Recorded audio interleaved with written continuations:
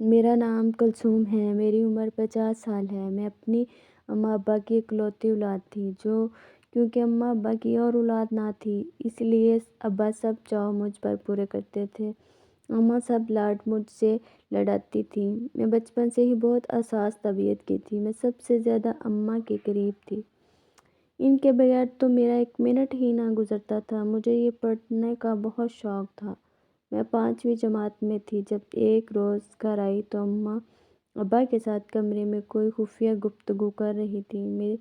میری شروع سے ہی عادت تھی کہ جب میں کہیں سے آتی تو سب سے پہلے اماں سے ملتی۔ سب گھر والے رشتہ دار میرا مذاق اڑاتے تھے۔ اکثر ابا کہتے کہ تم اپنی اماں کی ہی سگی اولاد ہو، میری تو کچھ نہیں لگتی۔ سب لاڈ اپنی اماں کے ساتھ ہی کرتی ہو۔ میں اور اماں ابا کی اس بات پر ہمیشہ ہنس لیا کرتے تھے۔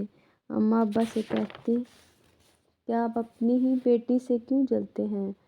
یہ گھر خوشیوں سے بھرا ہوا تھا۔ ہم 3 افراد ہی ایک دوسرے کا سہارا، ایک دوسرے کی خوشیوں میں آسرا تھا۔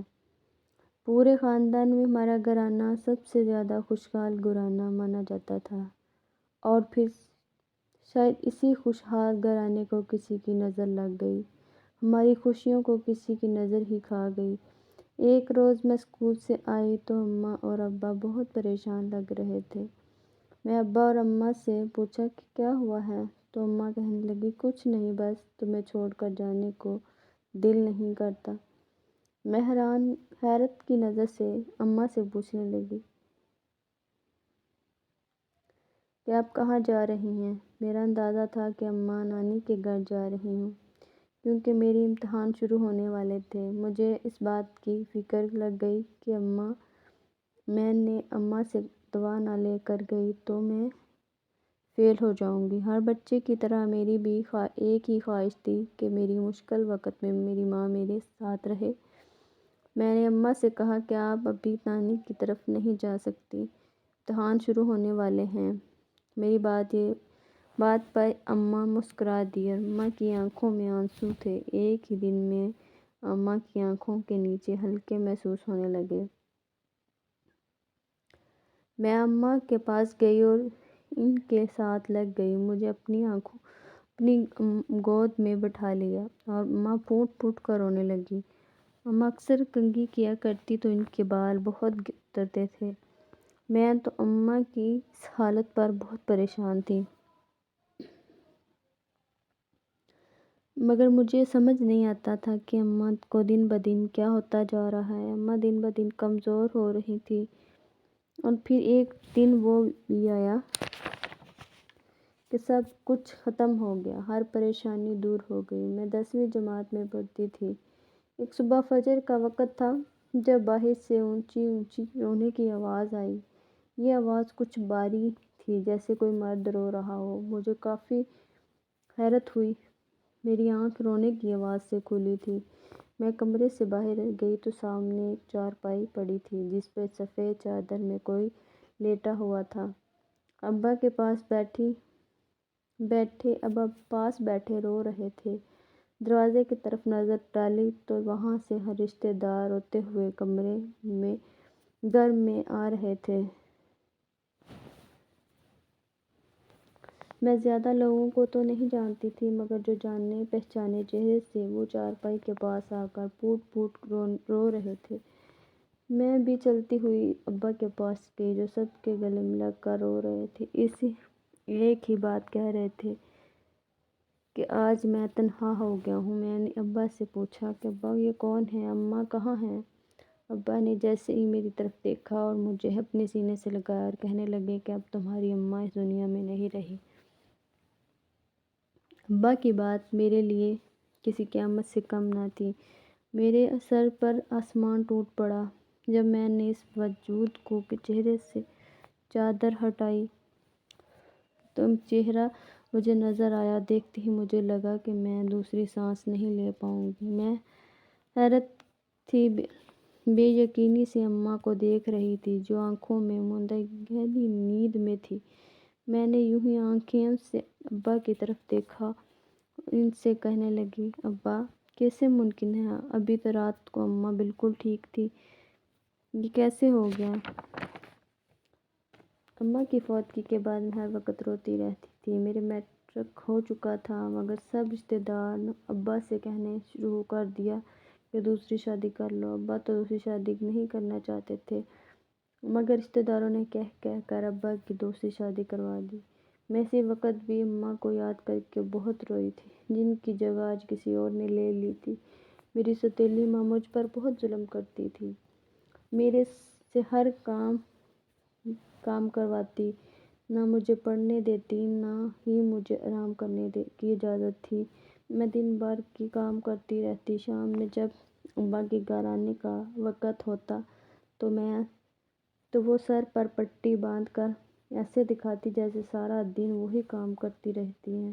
ابا جب اماں کو کام کرتے دیکھتے تو مجھ پر غصہ ہونے لگتے۔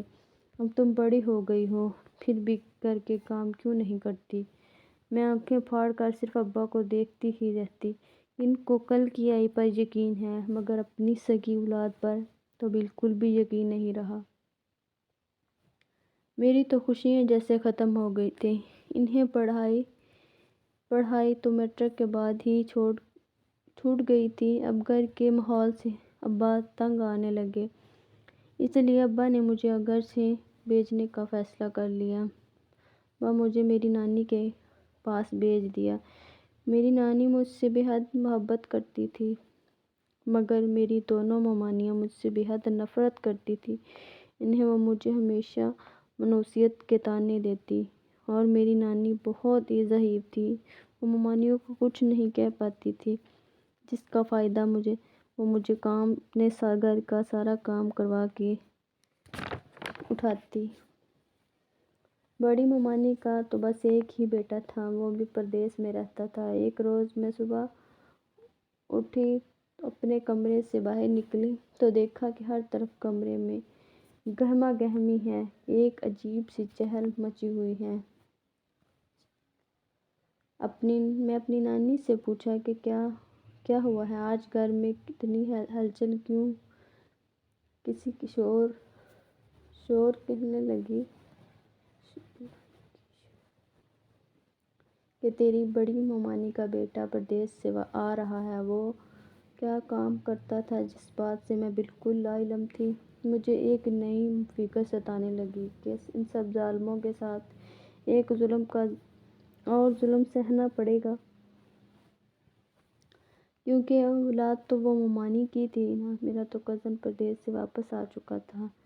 میری ممانی نے مجھے سارا دن کام کروا کے مجھے تھکا دیا۔ زندگی تو جیسے بے مقصد ہو گئی تھی۔ ممانی کا بیٹا بہت خوبصورت تھا، اس کے سامنے گئی تو مجھے غور سے دیکھنے لگا۔ میں اس وقت بھی کام کاج میں مصروف تھی، سر پر دوپٹہ سلیقے سے لیا ہوا تھا، کیونکہ میری اماں نے مجھے تمیز و تہذیب دونوں ہی سکھائے تھے۔ گزرتے دن کیسے گزرا پتہ ہی نہیں چلا۔ مجھے اپنے کزن کا دیکھنا بہت عجیب لگتا تھا۔ میں اکثر نانی سے شکایت کرتی تو وہ کہتی تھی کہ میں تو ضعیف ہوں، میں تمہاری مدد کیسے کر سکتی ہوں؟ تم اچھی لڑکی ہو، اسی لیے چھوڑو، برداشت کرو، جلد ہی تمہاری شادی کر دوں گی اور تمہاری ان سب سے چھٹکارا مل جائے گا۔ میں اکثر راتوں کو رویا کرتی، جب کبھی اپنی حالت دیکھتی تو اپنی حالت پر ترس آتا۔ وہ وقت یاد آتا جب اماں اور ابا میرے لاڈ اٹھایا کرتے تھے۔ اب نہ اماں تھی نہ ابا۔ ایک روز گھر میں عجیب سا شور مچا، وہی شور جو میری اماں کی فوتگی پر تھا۔ دم گر تھا اور جلدی سے کمرے سے گھبرا کر اٹھی اور جلدی سے کمرے سے باہر نکلی تو سامنے کا منظر دیکھ کر جیسے میرے سر پہ آسمان ٹوٹ پڑا۔ میری نانی مجھ سے بے حد محبت کرتی تھی، اب اس دنیا سے جا چکی تھی۔ نانی کے جانے کے بعد میری ممانی کا مجھ پر ظلم مزید بڑھ گیا، جیسے تو ان کا انتظار میں تھی۔ سارا دن گھر کے کام کرواتی، اس کے بعد اب تو ان کا غصہ آتا تو مجھ پر ہاتھ بھی اٹھا لیا کرتی۔ مجھے تو اپنے اچھے وقت کا بھی انتظار نہ رہا تھا۔ میری تو جیسے امید ختم ہو گئی تھی۔ ایک روز میرا کزن میرے پاس آیا، ایک دم گھبرا گئی۔ اس کی اگلی بات سن کر تو جیسے میری پاؤں کے تلے زمین نکل گئی، جب اس نے کہا کہ وہ مجھ سے محبت کرتا ہے اور مجھ سے شادی کرنا چاہتا ہے۔ میں تو خیر حیرانگی سے اپنے کزن کو ہی کی طرف دیکھتی رہی۔ حیرت اس بات کی تھی کہ اس کے لہجے میں کسی سے بھی کوئی دھوکہ، کوئی فریب بازی نہیں تھی۔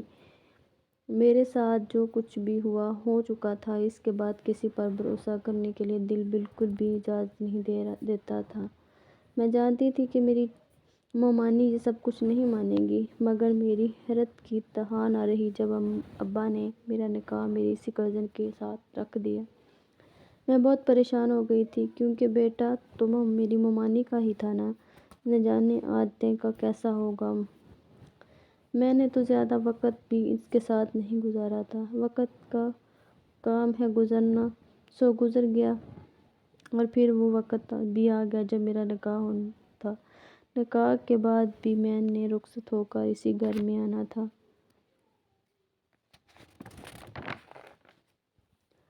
میری شادی میں کچھ زیادہ لوگ تو نہ تھے، مگر جو تھے وہ بھی منہ پھیلائے ایک طرف بیٹھے تھے۔ مجھے یقین تھا کہ شادی سے کوئی بھی خوش نہیں ہے، مگر جب میں نے اپنے شوہر کو دیکھا تو وہ بہت خوش نظر آ رہا تھا۔ میں اکثر سوچتی تھی کہ واقعی ہی اس نے مجھ سے محبت کی ہے۔ ہماری شادی تو ایک ہی مہینہ گزرا تو میرے شوہر ہر وقت میرا خیال رکھتا، میرے لیے ایک ملازمہ رکھی جو میرے حصے کا کام کیا کرتی تھی، میرا بھی خیال رکھتی تھی، ہر طرح کی عائشیں مہیا کی اور مجھے کبھی بھی کسی سیر تفریح کے لیے لے جاتے تو کبھی کسی۔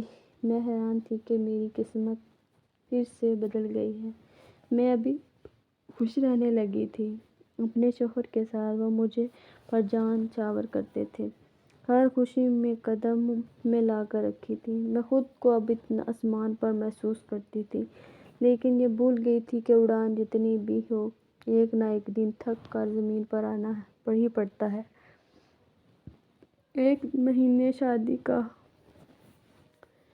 ہوا تو میں بہت اچھے طریقے سے گزارا۔ خوشیاں دیکھی تو اس مہینے میں ایسے ہی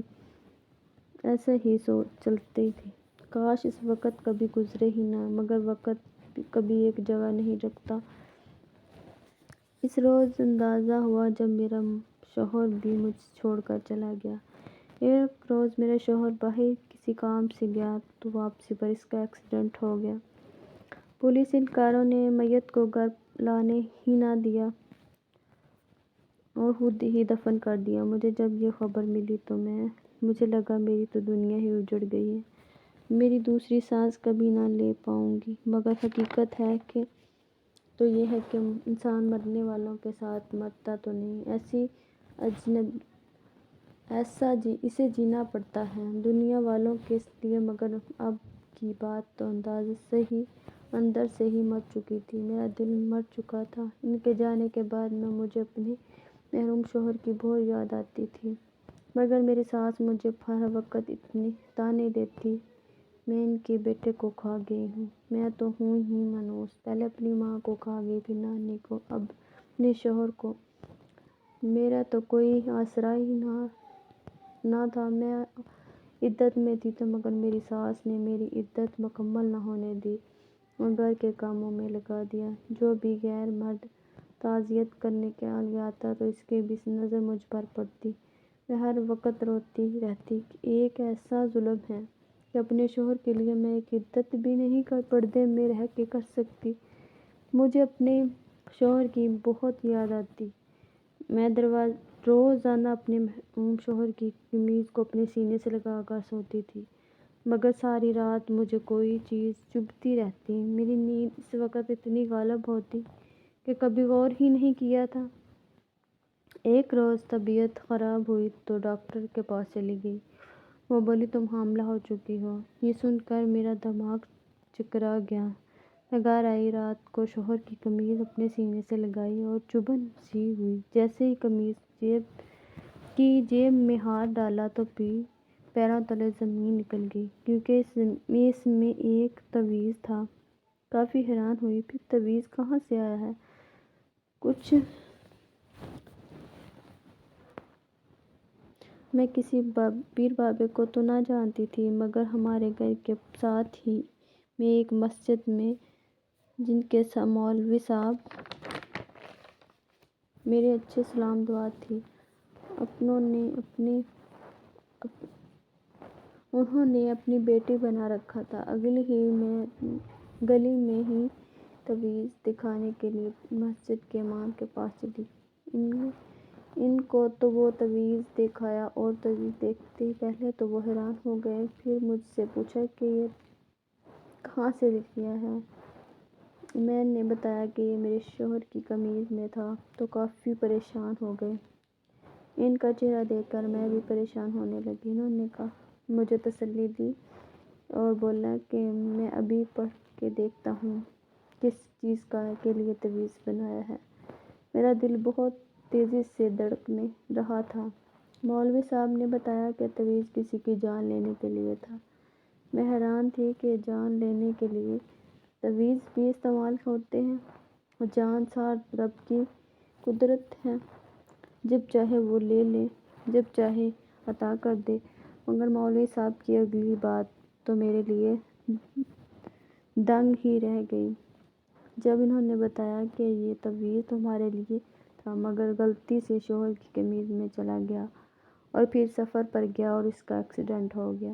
مجھے مولوی صاحب کی بات پر چکر سا آیا۔ میں جاننا چاہتی تھی کہ یہ کس نے اور کیوں کیا ہے، اس کو مجھ سے کیا دشمنی تھی۔ میری ممانی مجھ سے نفرت ضرور کرتی ہے، مگر وہ میری جان تو نہیں لے سکتی۔ میں نے مولوی صاحب سے کہا کہ اس کا کوئی ایک دریا میں بہا دے۔ گھر آئی اپنی ساس کو بتایا کہ میں حاملہ ہوں، تو ایک دم سے وہ حیران ہو گئی۔ کہنے لگی، تم میرے لیے میری نسل آگے بڑھا رہی ہو، میں تمہیں شکر ادا کرتی ہوں۔ حاملہ ہونے کی بات سنتے ہی میرے ساتھ ہی بالکل ہی بدل کے رہ گئی تھی۔ میری ساس مجھے کہنے لگی، نہ جانے یہ کس کا بچہ ہے جو میرے بیٹے کے سر پر ڈال رہی ہو۔ یہ بچہ یعنی اسی طرح منحوس ہوگا جس طرح تو منحوس ہے۔ شام کے وقت تھا، میں اپنے کمرے سے نکلی تو کچن میں کھانا بنانے کے لیے جا رہی تھی، جب میں نے اپنی بڑی ممانی کو اپنی چھوٹی ممانی سے بات کرتے ہوئے سنا۔ پہلے نظر انداز کر کے جانے لگی تو مگر اپنے نام پر مجھے رکنا پڑا۔ دونوں یقیناً میرے بارے میں ہی بات کر رہی تھیں۔ میں نے کان لگا کر سنا تو میری رونگٹے کھڑے ہو گئے، جب میری بڑی ممانی میری ساس میری چھوٹی ممانی کو کہہ رہی تھی کہ کاش یہ مر جاتی اور میرا بیٹا کو اس سے عشق نہ ہوتا۔ میں نے اپنے بیٹے بھی اس کی وجہ سے کھو دیا ہے، نہ جانے یہ کب ختم ہوگی۔ میری چھوٹی ممانی کہنے لگی، کیا فکر نہ کریں، بچہ پیدا ہوتے ہی کسی کی بھی اپاہج یا غریب انسان کے ساتھ دیکھ کر شادی کرتے ہیں تاکہ اس شکل ہمیں دوبارہ دیکھنے کو نہ ملے۔ میں حیران ہو گئی کہ اتنی نفرت کیسے کر سکتے تھے کسی سے۔ میری تو سوتیلی اماں اور میری ساس چھوٹی ممانی مجھ پر جتنی ظلم کیے تھے، اس کے باوجود بھی میرے دل میں کسی کے لیے کوئی نفرت نہ تھی، بس دکھ ضرور تھا۔ میں اپنے آنسو صاف کرتی ہوئی کچن کی طرف چلی، اپنا ہر معاملہ اللہ کے سپرد کر دیا۔ جب معاملہ اللہ کے سپرد ہو جائے، بغیر معاملے اور اللہ کے درمیان کوئی تیسرا نہیں آتا۔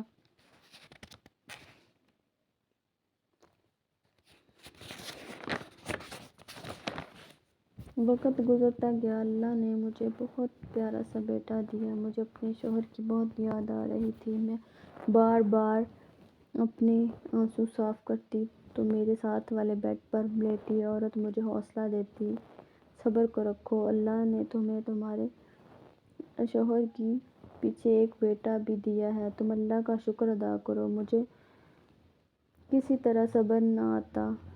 ایک روز میں اپنے شوہر کی قبر پر گئی، خوب روئی اور گھر واپس آئی تو گھر میں مہمان آ کر بیٹھا تھا۔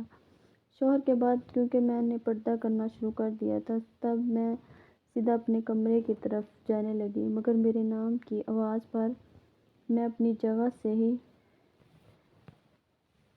رک گئی۔ حیرت تو آواز دینے کی پر تھی کہ اس آواز تھی جس کو میں لاکھوں میں پہچان سکتی تھی۔ میرے سر پر تو آسمان ٹوٹ پڑا تھا۔ یہ کیسے ممکن تھا؟ پورے 1 سال بعد میں نے جیسے چہرہ مڑ کے دیکھا تو وہ کوئی اور شخص تھا۔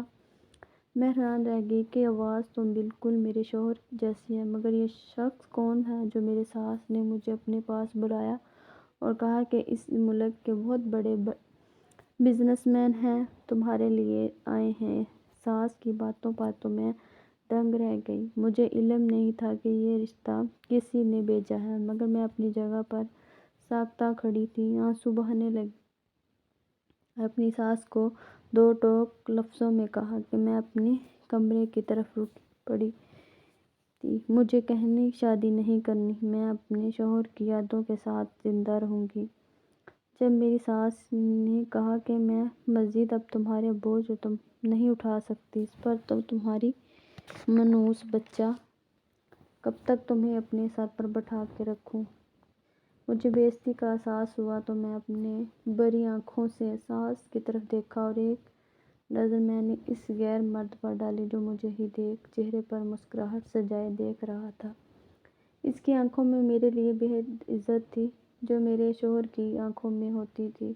میری ساس نے میرے بار منع کرنے کے باوجود بھی میرا رشتہ اس لڑکے سے کر دیا اور اس لڑکے سے میرا نکاح کروا دیا۔ رخصتی کا وقت آیا تو میں بہت پھوٹ پھوٹ کر رونے لگی، کیونکہ مجھے اپنے شوہر کا کمرے میں چھوڑنا تھا اور اپنے شوہر کی یادیں نہیں چھوڑنی تھیں، مگر کسی اور کے ساتھ رہ کے میں اپنے شوہر کو کیسے یاد کر سکتی تھی؟ میں رخصت ہو کر اپنے شوہر کے گھر چلی گئی تو میری حیرت کی انتہا نہ رہی جب میں کمرے کی حالت دیکھی۔ بے یقینی سے سامنے کا منظر دیکھ رہی تھی جہاں کمرے میں میری اور میرے سابقہ شوہر کی تصویریں لگی ہوئی تھیں۔ کچھ شادی کی تھیں اور کچھ شادی کے بعد کی۔ میں حیرت سے سب کچھ دیکھ رہی تھی۔ ان تصویروں میں وہ تصویریں بھی تھیں جن دنوں میں حاملہ تھی، اور پھر میرے اور میرے بیٹے کی بھی تصویریں تھیں جس روز میرا بیٹا پیدا ہوا تھا۔ میں تو حیرت سے دنگ رہ گئی، ادھر ادھر دیکھا، اچانک اپنے شوہر کی طرف مڑی تو حیران رہ گئی جب وہ ہاتھ باندھے میری طرف دیکھ کر مسکرا رہے تھے اور میرے پاس آ کر بولے، تمہیں کیا لگتا تھا میں تمہیں ایسے ہی چھوڑ دوں گا؟ میں تو ہر پل کی نظر رکھی ہوئی تھی، پھر کیسے تمہیں خود سے دور کر دیتا ہے؟ جس سے محبت کی جائے خود سے دور نہیں کیا جاتا۔ محبت پاش لہجہ تو میرے شوہر کا ہی تھا۔ میں اپنے شوہر کے چہرے پر ہاتھ پھیرا پھر اور روتے ہوئے کہنے لگی، میرے شوہر کا چہرہ نہیں ہے۔ میری باتوں پر میرے شوہر مسکرانے لگے، کہنے لگا، سب بتاتا ہوں، مگر پہلے تم اپنے دل کو تھام لو، یہ نہ ہو کہ میری باتیں سنتے ہی تم خود کو کچھ کر بیٹھو۔ کافی تعجب تھا کہ آخر کیا ہے یہ کون سی بات ہے جو میرا شوہر مجھے بتانا چاہتا ہے۔ اس نے مجھے بیڈ پر بٹھایا اور بتانے لگا کہ میں ہی تمہارا شوہر ہوں۔ جس روز میرا ایکسیڈنٹ ہوا، اس روز میرے چہرے کی حالت بہت بگڑ چکی تھی، مگر خدا نے مجھے ایسی نعمت سے نوازا کہ میں حیران رہ گیا۔ مجھے ایک بزرگ آدمی ہسپتال لے گئے اور میرے وہاں علاج ہونے لگا۔ کیونکہ میں اس ملک کا بہت بڑا بزنس مین تھا، اس لیے کچھ نہ کچھ لوگ مجھے جانتے تھے۔ چہرے کی حالت اتنی بگڑ چکی تھی کہ پلاسٹک سرجری کے علاوہ دوسری کوئی راستہ نہ تھا، اس لیے مجھے مجبوراً پلاسٹک سرجری کروانی پڑی۔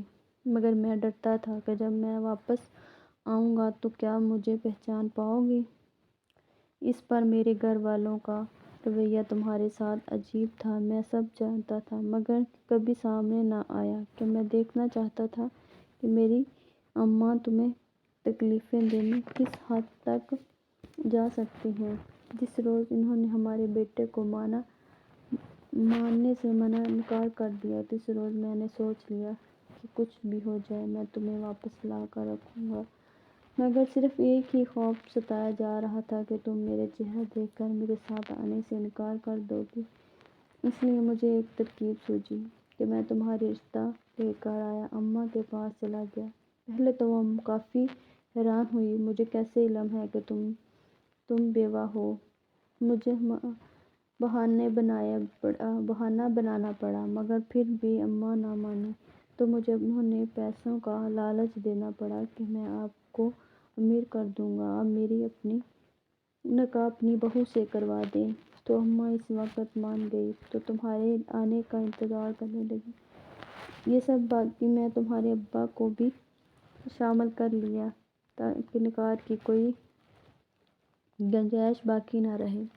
اپنے شوہر کی بات سن کر تو میں بالکل دنگ رہ گئی۔ میرا تو دماغ میں اچانک سے وہ تویز آیا تو میں نے اپنے شوہر کو سب بتا دیا۔ میرے شوہر نے آنکھوں میں آنسو بھرے اور مسکرانے لگا، کہنے لگا وہ میری اماں نے کیا تھا، وہ چاہتی تھی کہ تم مر جاؤ۔ تویز میں نے تمہارے تکیے سے نکال کر اپنی قمیض کی جیب میں رکھ لیا تھا کہ وہ تویز کسی کو مل ہی نہ سکے۔ میں اپنے اللہ کا شکر ادا کرتی ہوں کہ مجھے اللہ نے دوبارہ زندگی دی ہے، مجھے میرے شوہر اور واپس لوٹا دیا۔